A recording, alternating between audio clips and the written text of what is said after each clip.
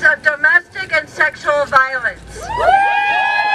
In addition to working for Saving Grace, Erin is a weekend editor for the national news site LGBTQ Nation and a Human Dignity Coalition board member. The former Source Weekly editor recently spoke on White House panel about LGBTQ organizing in rural communities. Welcome, Erin. Thanks, Missy. So like all of you, I'm here today because I support women. But because I support women, I understand that women are a lot of things. So, we can't show up for women unless we show up for immigrants, for Muslims, for Latinas, for people of color, people with disabilities, the LGBTQ community, survivors, all of us, right? Because women are all kinds of people. Women are not just one kind of person. And because we understand that women's equality is not just a women's issue. Violence against women is not just a women's issue. It's something for all of us to come together and solve. It's never the responsibility of the oppressed to eliminate their own oppression, right? So we all have to be here doing the work together. Our struggles are real, but they are deeply connected.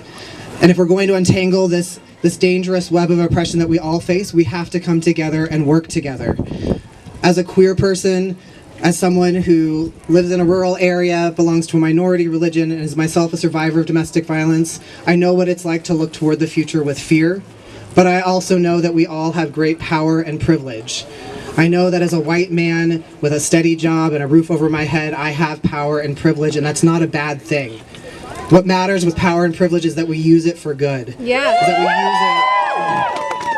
That we use it to lift up one another.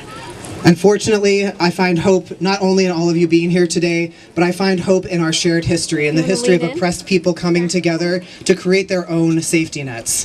This is not the first time that we have looked to the future and wondered if the government would be there for us.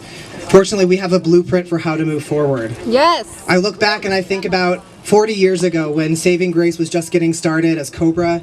Back then, there were no services for survivors of domestic and sexual violence anywhere.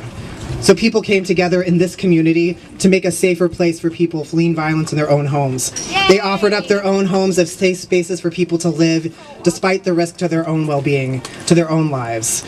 People can come together in this way and support each other. I also think back to our lesbian and bisexual sisters who showed up in force for gay and bisexual men suffering from HIV and AIDS at a time when the government barely wanted to acknowledge it was happening and certainly didn't want to do anything to help people they saw as less than. Boo. So we have a blueprint for this. We can come together and create our own safety nets. Yes.